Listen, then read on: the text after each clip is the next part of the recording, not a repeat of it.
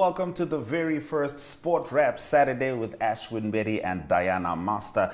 We decided to spend the day with you guys. Yes, basically. It's not enough for you to just come in, you watch your sport, you leave. We're trying to cultivate a long-term relationship with you. So we're going to be bringing you all the latest sports news from Namibia, Africa, the world. And today our focus is rugby. When I say our focus is, that's what NTV is going to be screening live in Grootfontein. Grootfontein will be taking on Rehoboth. We'll be talking more about the rugby before we cross over to them. We'll cross over to the rugby around, let's say, 12:15. Yeah. But from around 12 o'clock, we're going to give you the latest local rugby news. We're going to go through the standings. We're going to see what this game means for Grootfontein and Rehoboth. But for now, how are you feeling? I'm feeling good. I'm excited. First time. It's good to be here. Yes. And like you're saying, it's all about cultivating a relationship, Absolutely. right, with the audience. And not just the fact that we're just bringing you local sports news. We are traveling the world, bringing you everything in the world of sport. This is the perfect place where, you know, we spend enough time for you to be able to start your braai, go make something to sip on, let the fire calm down. In fact, you can even start marinating. We'll be here for the entire process. But before we get too far into it, let's head straight into our hit list.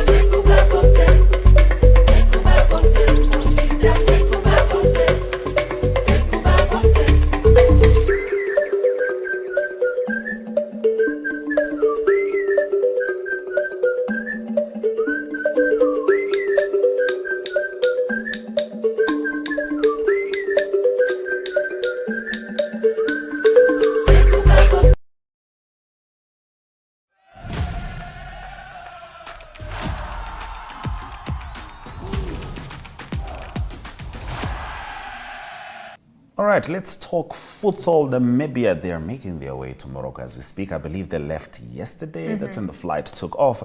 And they're planning to make the nation very proud. Let's talk about their preparations now. The national men's futsal team is saying that their preparations have gone well so far. Coach Ryan Yago told the media yesterday at the announcement of the team and delegation set to traveling to Morocco for the nation's debut at the 2024 Futsal Africa Cup of Nations.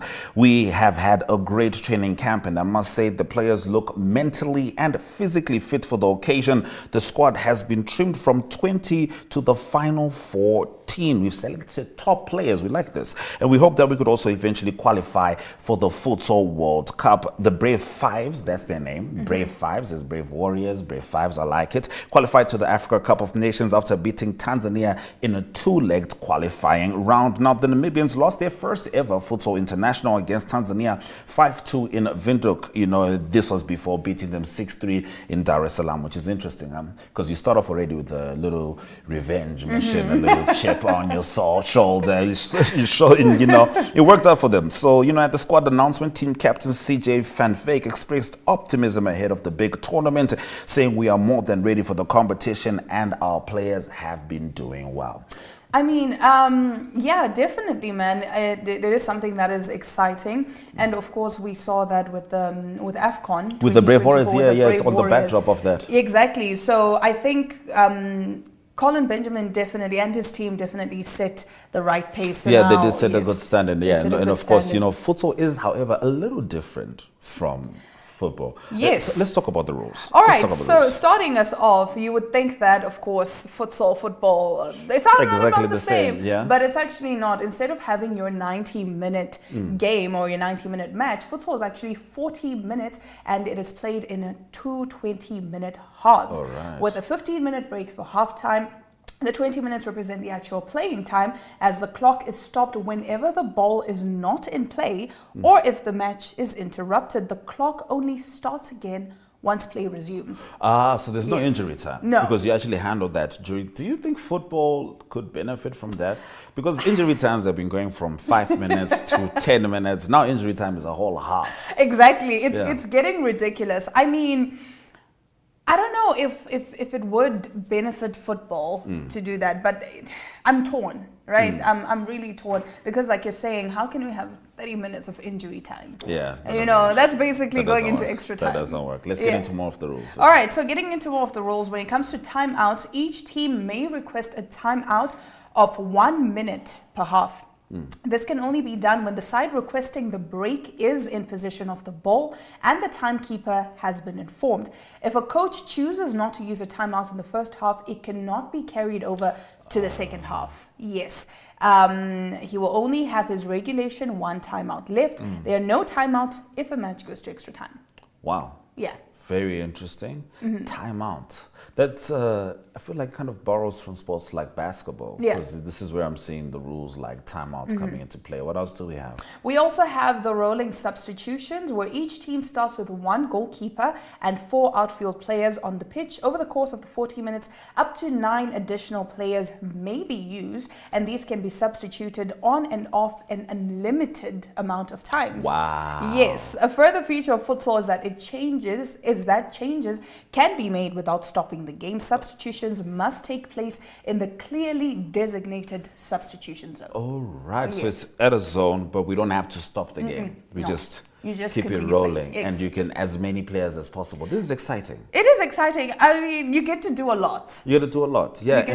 And I mean, we have to be honest with the generation we're living with right now, the one that's dominant on the internet. Attention span is not really something that's abundant. You know, something like futsal seems to work out quite well. It's fast, it's quick paced, 20. You know what I mean? Just 20 minutes a 20 half. minutes, Yeah, plus a timeout. It is cool that the timeout is actually happening from the point where you have to have possession. Yes. Because, you can't just call a timeout. No, you can't just.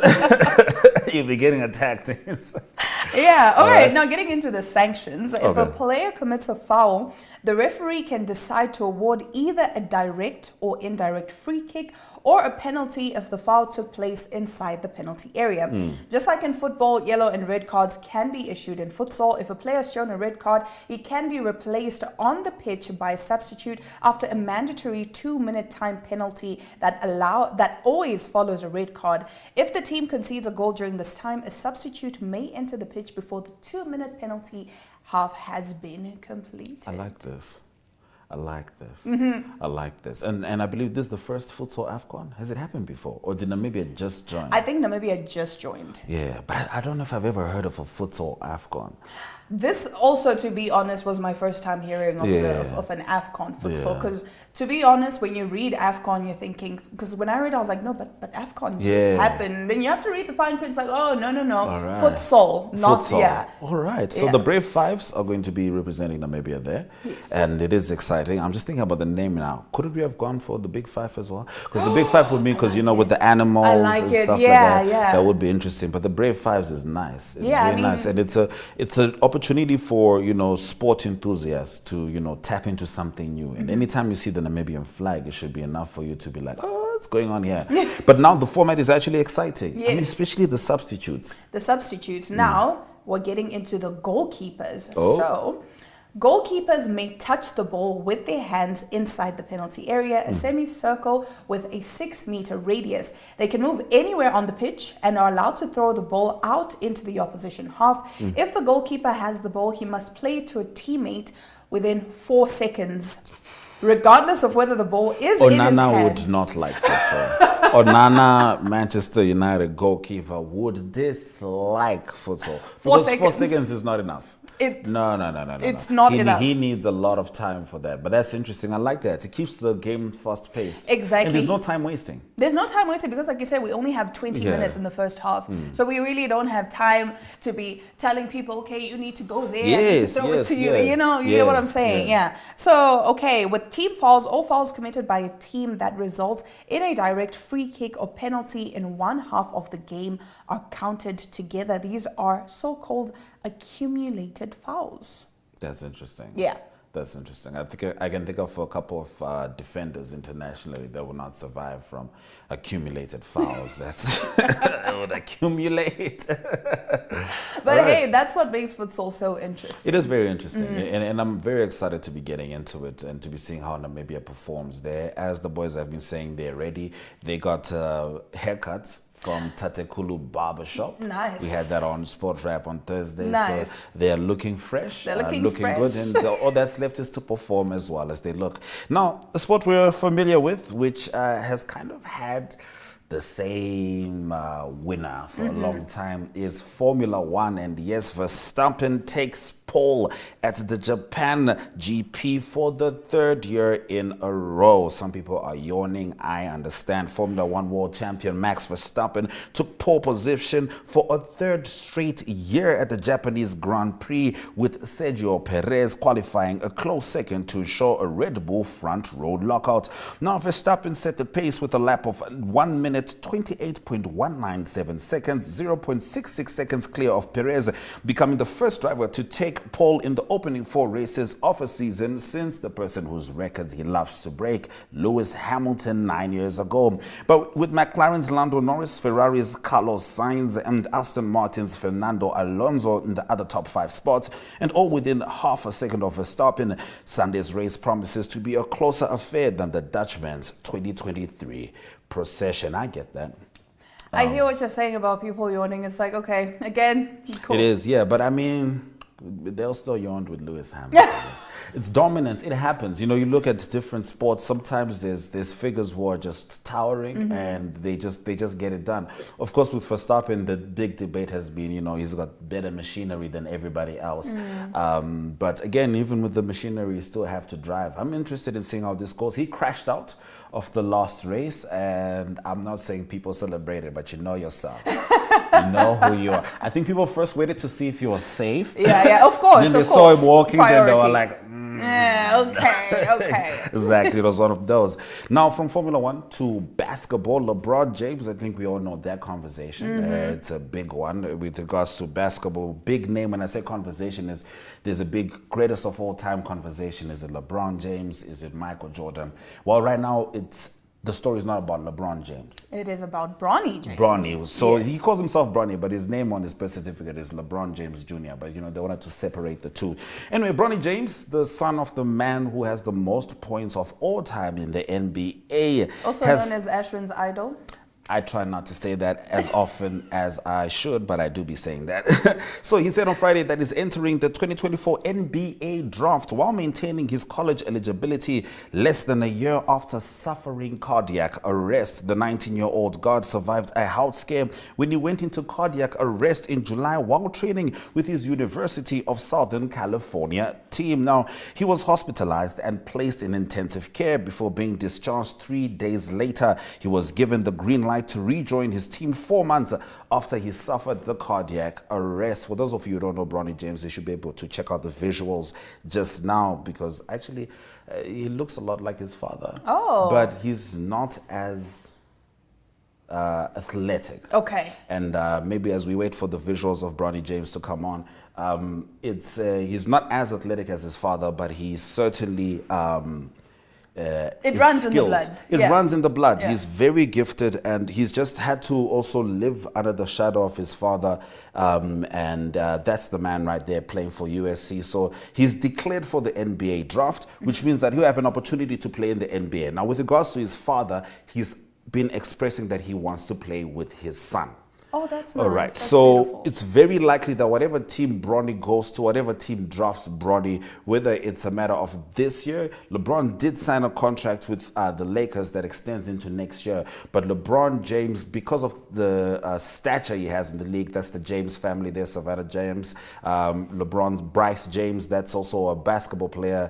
LeBron seems to have given birth to little LeBrons, as you can see. There's their father over there. This was and LeBron James's mother. This was when LeBron broke the record for the most points of all time. So he's always wanted to play with Bronny James. It seems like that could be a reality. It was a little scary when Bronny James went through cardiac arrest. Yeah. But it seems like right now he's looking to declare for the NBA draft, which means that dream could come together for the father. It definitely could, but I can't help but think of it from his perspective. You know, Bronny. from Bronny's perspective, having LeBron James as your dad, there are He these sees expectations. the expectations are there, but I think people have allowed him to be himself. Okay. Because by his age, his father had already been in the NBA.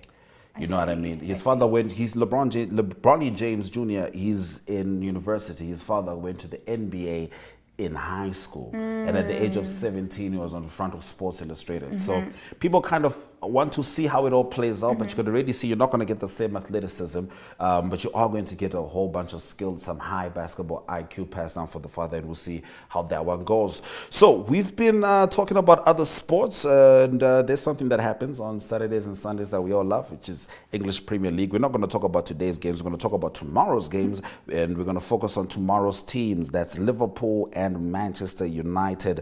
That's going to be just after this break. Klopp will be waiting for you. Hallo Namibia, ons is by die kus en ons is lus. By the Easter shot. Okay. Okay, so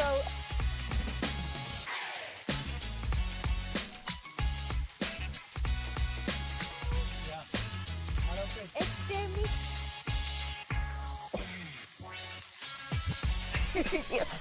Please, today you make sure that we are fed. Sorry, ek assie.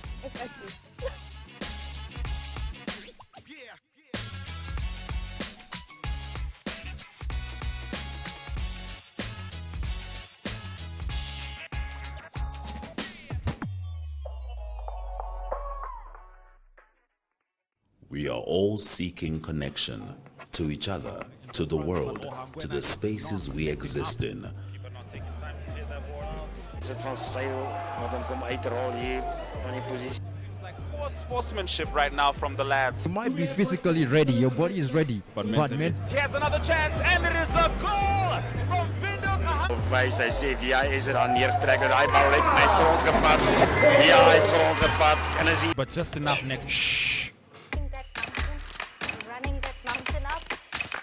Okay, so we will be doing this for the mountain climber. More advanced, slightly advanced. So is jou trolley reg? Want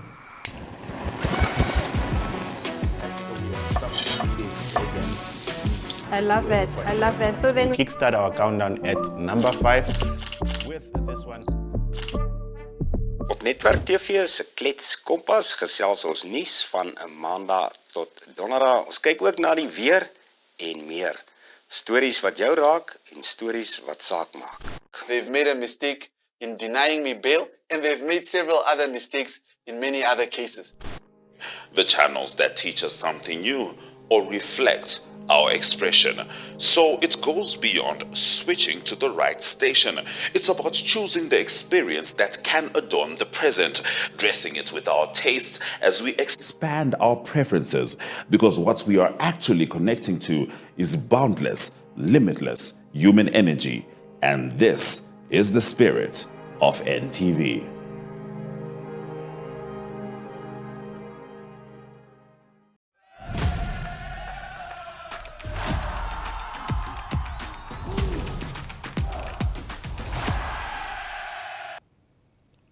This is Sportwrap Saturday with Ashen Betty and Diana Master, making sure that you do not get lost in the sauce when it comes to the latest sports news. Of course, today the main thing is rugby league. Rugby NTV is in Grootfontein. Not the way, you know what I mean? Like they're physically they're there. physically We there. are physically there. We are physically bringing you that rugby game. We'll be talking about that at the top of the hour. But prior to that, let's get into some Premier League business. The biggest game of the weekend, undoubtedly. Yes, of course. And I mean, from last month's defeat, well, you already know what we're talking about, but if you don't, Manchester United, Liverpool. And of course, we have Jurgen Klopp's statement. Jurgen Klopp's statement, let's get into it. Dan. All right, so he was asked whether Liverpool have to be perfect for the rest of the season, and he referred back to Liverpool becoming champions in 2019, 2020, and how it was decided pretty early. Otherwise, probably City as well here or there, but most of the time they were tight races, and it looks like it is still a tight race. So if it's a tight race, then that's the best place you can be, and that is in it. So Jurgen Klopp said, "We are are in it, and that's cool, that's good. So now let's keep fighting. That's how it is. He did admit, though, that this next one is a big one, just like the rest. And when asked about some of his biggest takeaways from the FA Cup defeat at Old Trafford last month, he said the team started better, then took over and were really good that day, but didn't finish the situations off in extra time. And he did admit that having twice 15 minutes of extra time was too much for Liverpool to handle, therefore couldn't control it anymore, and made some crucial mistakes that they hadn't made before and shouldn't have made, and United managed to turn the game around. Yeah, which is interesting because if you think about United versus Chelsea, the game was turned around on them in less than 1 minute. Haven't seen But it. you see, that's the thing. I always say the thing with Manchester United is most of the time you never know what you're going to get. You know what? We'll get into Manchester. Let's first start with Klopp. Yes. Let's start with Klopp. Let's start with Klopp and Liverpool. Liverpool is on top of the table for now, and it is poised to win the Premier League. Yes. Right? And the idea was, I mean, he's been asked if Liverpool have to be perfect. You can say what you want to say, but yes. They can't afford any slip-ups. You can't lose any game right now. No. You do have to be perfect. Arsenal's got the best defense in the league, and Manchester City is Manchester City. No one truly cares about what happens after that. Aston Villa, Newcastle, they could play netball for all we care. But right now, the race is involving teams which have been relentless. Yes. And teams, for example, which also do not have a losing record against Liverpool. Arsenal has a winning record against Liverpool currently. And so I think if you're to ask me, does Liverpool need to be perfect? Yes. Absolutely. Yes. What does perfection mean for Liverpool? I mean, they cannot afford to lose, like you said, any matches right now because really it is a very crucial point right now. Any slip-up could cost them the title. It could cost them the title. Now, of course, now we swing over to Manchester United. Liverpool is playing Manchester United. Yes. Now, Manchester United, I can tell you this as someone who has followed them with a fair amount of disdain. They will be good in general when they're playing rivals. Okay, yes, 8-0 at Anfield happened. We will never forget that. There's absolutely no reason Some of to these forget things it. you don't need to bring them It up. just happened. But they are rivals, right? Yeah. They do consider each other rivals. The way you show up against your rival is not how you show up against other teams. Now, Chelsea and Manchester United, am I going to say that that game was determined by a spectacular team? No. It felt more like watching who can sink deeper into their own mediocrity fastest. And it seemed like Chelsea was the one doing that. And of course, they do have Cole Palmer, as they call him. And he came through with the hat-trick. That's what you expect from a quality player. But now you look at Manchester United, they are facing Liverpool. Mino's back, that's their bright star. Højlund is back. All these guys were there against Chelsea. They are facing Liverpool, but for once, it's not the bright lights. It's not the pandemonium of Anfield. There's different stadiums in the world, but every coach will tell you Anfield is a different sport altogether. So it's Old Trafford. Manchester United is at home. Yes. And if there's one thing that would give Manchester United pride is the opportunity to take the title race away from Liverpool, even if Manchester United themselves are 11 points away from the top four. But like you're saying, exactly, that is how we've seen Manchester United play before. Yes. When you expect them to play really well because there's something at stake, they almost never do. It's that inconsistency. Yes. And part of that inconsistency is what gave rise to rumors. Gary Neville and Roy Keane were talking about it, that perhaps Manchester United are going to be seeking Southgate, the coach of England. At some point, they were talking about seeking the entire England technical staff just to come and do an overhaul of Manchester United, which is interesting because according to Erik ten Hag, he expects to stay manager at United. A defiant Erik ten Hag has insisted he has no doubts he will still be Manchester United's manager next season ahead of Sunday's headline clash with Liverpool FC. Now, the United boss, who said a week ago that he does not care about speculation linking United with England coach Gareth Southgate, has reiterated in the wake of Thursday's shattering defeat at Chelsea he still expects to remain at Old Trafford next season. I don't have any doubts, ten Hag told Sky Sports. Now, listen, that is not the first time Ten Hag has had no doubts. He had no doubts about Cristiano Ronaldo. He made very decisive moves. And if you're asking me right now if Manchester United stood a better chance facing Liverpool with Cristiano Ronaldo or Højlund or whoever they can scrape up from their bench, the answer is a resounding no. You know, he said that eras come to an end. He said that with no doubt. That's how you say, if you say something comes to an end, that is confidence. Right? And right after he said that Liverpool beat them 8-0. Now, it's not to say that Ten Hag is a bad coach, but this looks like a bad pairing. If we look at simple things like the results, if we look at the goal difference, if we look at the fact that no team has had more shots at goal towards them more than Manchester United, and it's a huge distance. So you have to ask yourselves, is the relationship working? Yes, they hoped it would. He seemed to be the guy who carried the spirit of Manchester United. But I won't lie to you, the red flags were when Cristiano had a problem in Manchester United. Because I had to ask myself, who in Manchester United has a higher work ethic than Cristiano Ronaldo? And also, you did say at some point as well, because I have been preaching about Ten Hag leaving for the longest time. You know this. I have been saying, you know what, it's a matter of time. Like, it's not working. It's not working. Clearly, it isn't. But then you also brought it up that right now, it's not necessarily about the way he coaches his team, but there's something deeper there. Just with Manchester United in general. But I would say that's the thing about it. It comes down to being able to create team chemistry. See, that's the manager's job. It's your job to manage those relationships, even managing the relationships from the higher ups right down to the players. Jadon Sancho is doing very well in the Champions League right now. So the issue was not Sancho, whether or not he is efficient. It is the space that they have cultivated. But for now, you know, Ten Hag says he's staying on. The rumors aren't ours. We're not the ones doubting Ten Hag. It's literally Manchester United. So and please himself, don't because come for at him us. to say he doesn't have any doubts, it means somewhere, somehow, deep down. Yeah, is it confidence or is it delusion? We'll take a short break before we come back talking everything rugby.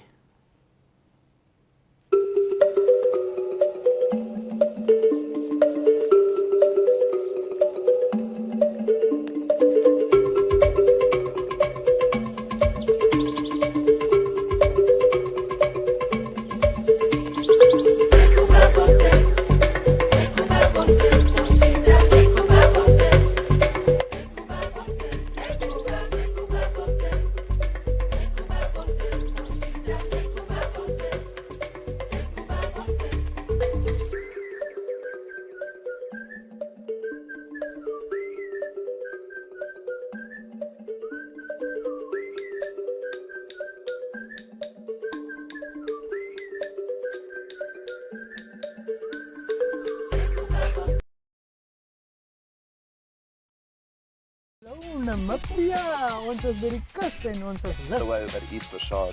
Okay. Okay, so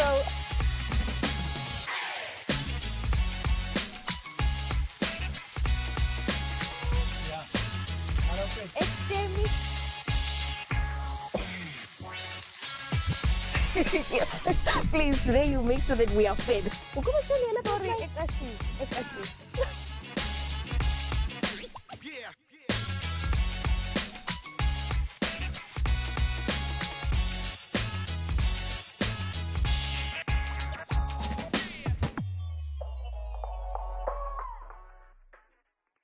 We are all seeking connection to each other, to the world, to the spaces we exist in.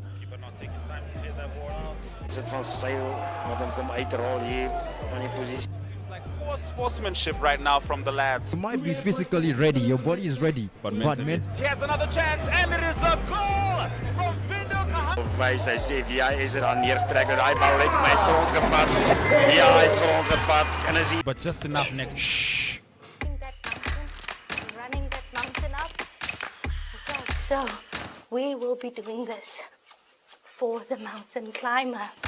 More advanced, slightly advanced. So is jou trolley reg? Want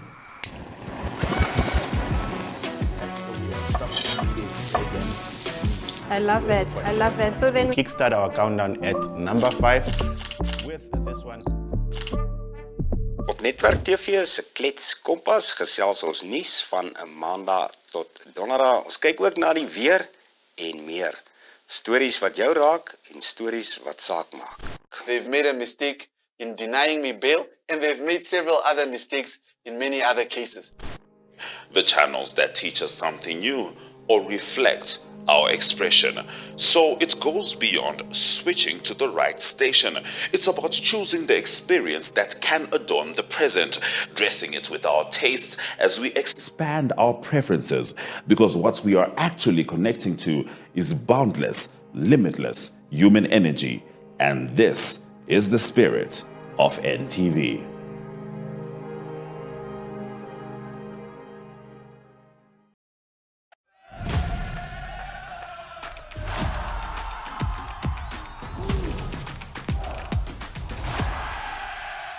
All right, as we say, today's a rugby day. Let's start off with some international rugby news with Springbok double World Cup winning prop forward Steven Kitchoff is to return to Cape Town-based Stormers next season. By the way, Stormers are my team. After signing a 2-year deal, the South African franchise said he returns after a single season at Ulster, who will be releasing him from his contract in July. The 32-year-old loosehead prop, who has played 138 times for the Stormers, led them to the United Rugby Championship title in 2022 before moving to Belfast after last year's Rugby World Cup success with the Springboks. Stephen is a Stormers great and adds much to our environment beyond his immense value on the pitch, coach John Dobson said. All right. Love to see it. Yeah, definitely. I mean, hey, you have a great player, so why would you know? You know what I mean? And I think he tried to see how it is that side. Maybe it's the weather, or you know what I'm saying? It could There's a lot of factors that could have come into play. But he's a Stormers great and it's good to have him back. Yes, all right. Now, swinging over back home, yes, please. Locally. So Wanderers include Dazel in a match squad.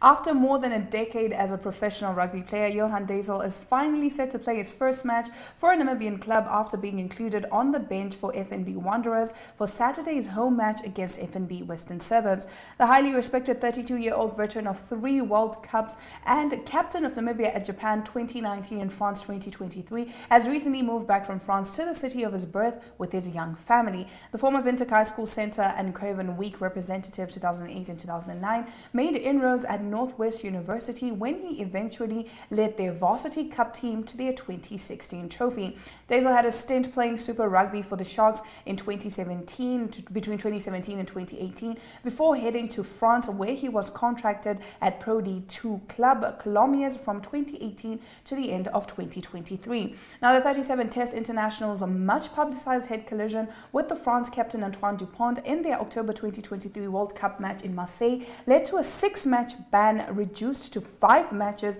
on condition that he submits acceptable video proof to World Rugby of a head-on tackle technique adaptation.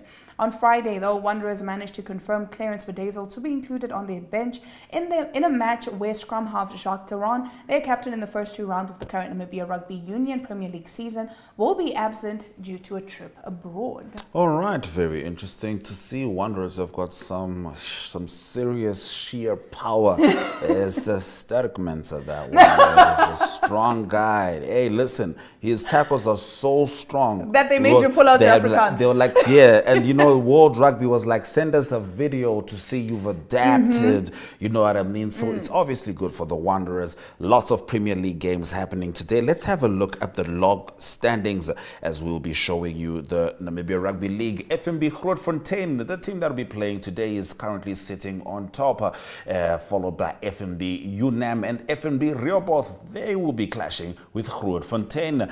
Kudus are on 4th, the Wanderers are on 5th. We'll see if their new bench addition will contribute to changing that. FNB Rehoboth Falcon is at 6th. At 7 is Trusco United, and the FNB Western Suburbs are currently at 8. As you can see, it's 1 to 2 matches played. There's not much that you can say with regards to the texture of the teams in a full season. you know, Yeah, we different things obviously happen. can't come up with Different players yeah. crop up. You know, sometimes the momentum is not sustainable. Sometimes it's injuries, and sometimes you have a surge. You know, for all we know, Grootfontein takes it today and just maintains that momentum. We see how it goes, but Rehoboth will have something to say about that. Let's have a look at last week's results in the Namibia Rugby Union League. Grootfontein beat United, and this was, wow, just by 2 points. Just by 2 points. Yeah, this is, and I'm saying last week, I'm close. saying this is the last games that were played last week. It was Easter, there was obviously a break. Kudus played Rehoboth Falcon, and they got the best of Rehoboth Falcon by 8 points. High scoring game, that one. But look at Rehoboth versus Dolphin.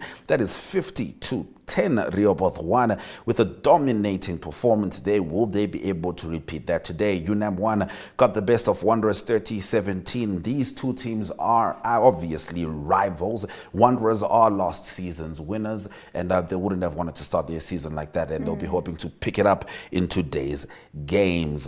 So staying with the results, Dolphin, when they played Grootfontein, 13-39. 13-39. This that's so Dolphin needed to pull their socks up. Grootfontein showing their mettle, and in a more recent week than Rehoboth had. So we'll see how their form is after Easter. Rio Falcon, Western Suburbs getting the best of them, 21-17. UNAM 1. 31-17 against United. UNAM 1 continuing that form from beating Wanderers. Wanderers, they got their stuff together, and then they beat the Kudus 35-25. Listen, the Namibia Rugby League is exciting. It is exciting. It's jam-packed. It's jam-packed. And you never know what you can expect. Yeah, and I think it's pretty cool having a local rugby league because, you know, you get to see the players, you get to talk to the players. And by the way, we're going to be having players rotating on this very show, talking about rugby as we're going through the games. And I think that's one of the things that will, you know, help you guys understand the texture of the sport in Namibia and the fact that a lot of people are active right now trying to get it done in the FNB Rugby League. Now let's look at the games for today. What can you expect from 12:30? It's Grootfontein Bokkies versus Rehoboth Bokkies. This is the Women's League. That's going to be the first game.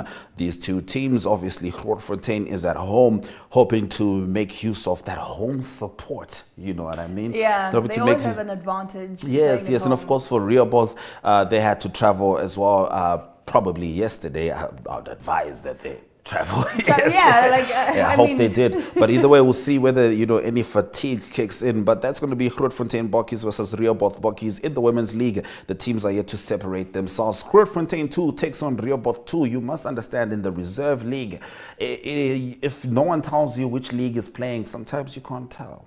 Are you serious? Yeah, because I mean, look, the guys at the Reserve League are usually the guys just at the cusp of entering the Premier League, and their effort, the way that they come at the game is very different. You know, they're way more motivated than people would expect them to be. And Grootfontein 1 versus Rehoboth 1. This is the game of the day.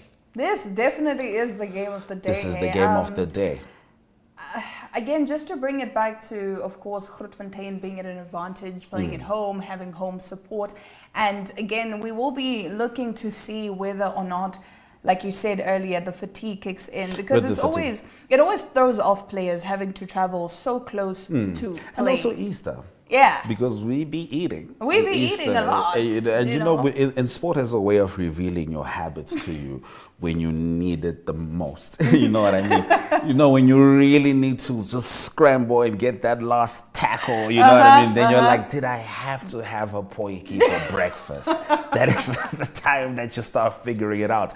But like we said, it's going to be Grootfontein taking on Rehoboth in Grootfontein. NTV's there. Your commentators are going to be Danny Boyson and Andrew Pullman, and they're going to be making sure that you guys stay informed, you stay abreast of what's happening. Of course, you're going to see Brian Monango there, always anchoring things, and NTV brings you these rugby games to make sure that you stay connected to the rugby world in Namibia. These are our guys. We can't just wait to find out about them, you know, like some people are doing with futsal right now. Yeah, exactly. Where, you know, the spectacle precedes the interest, you know what I mean? And also, usually just waiting for the national Waiting for the games, national yes. games, yeah. But also now, you see, when you pay attention to the league, you start understanding that, you start allowing yourself to understand the players more. Exactly. That way, when it comes to the national team selections, it makes sense to you. And it's always, good to find your favorites, to have people that you're cheering on. And you don't just wait for them to put on the great blue and white for Vicha's jersey. They've got, for Grootfontein, it's also blue and white, but, A different blue and a white. different blue and white. And today, Grootfontein is at home. Like we said, is home ground advantage a thing? We'll definitely be able to find that out. In Windhoek, it becomes a little difficult to tell. In Rehoboth, my, you can feel it. You can definitely feel the difference. You can feel the difference. So I once made the mistake of going to party in Rehoboth with a Springbok shirt on. I was not aware of the alignments. I was not aware of how folks were, and I was kindly informed that we love. I wasn't the only person who supported the Springboks, but I was definitely the only one wearing the shirt. Okay, and they were like, hey man, we love New Zealand over here. Some people do love the Springboks. So like we said, it's about making sure that you stay abreast of what's happening. You stay connected to the local leagues. You stay, interested in what's happening in our nation. So before we get into the game, let's just look at the logs once again and see what this means for the teams that will be playing today. So we're looking at the logs as they come up right now. At the top, Grootfontein is at the top of the table. And like we said, they are going to want to maintain that spot. So obviously they will be playing, they will give their very best just to try to maintain, because once they let go of that grasp, it could be hard to you have a different situation altogether. So Grootfontein, of course, has played 2 games. Rehoboth has got 1 game in hand. We'll see how that plays out. But these teams are only separated by FNB UNAM as it stands. To see Rehoboth is the only team that's played 1 game that is in the top 4. The other teams that played 2 games are not in the top 4. And of course, Western Suburbs played 1 game and they're yet to figure out their stride. And you're looking at the point difference there. Look at Rehoboth. Big scoring team. No team is outscoring Rehoboth right now with regards to, I'm just talking to the plus minus, not the actual point standings at the end. Point standings, FNB UNAM and Grootfontein are actually tied at the top. They actually separated by the plus minus. So let's look at again one more time the games that you're going to be seeing on NTV as of 12:30. Diana and I will be, taking a break to watch the rugby along with you, and we'll be back at 5:30. But these are the games you can expect today from 12:30. Danny Boyson, Andrew Pullman, Brian Munango and the entire NTV team will be taking you through it. We start at 12:30 with the Women League. Grootfontein Bokkies taking on Rehoboth Bokkies. Then there'll be a quick change over. Right after that, it's Grootfontein 2 versus Rehoboth 2. That will be the Reserve League. And this is the kicker. This is the marquee event. This is what the people came for. Grootfontein 1 versus Rehoboth 1. 2 teams with everything to prove. You're not usually seeing them at the top of that table. Let's see if they can maintain it. But for now, Sportwrap Saturday, we're going to swing over to Grootfontein shortly. We'll be back at 5:30, keeping you informed on the latest sport news.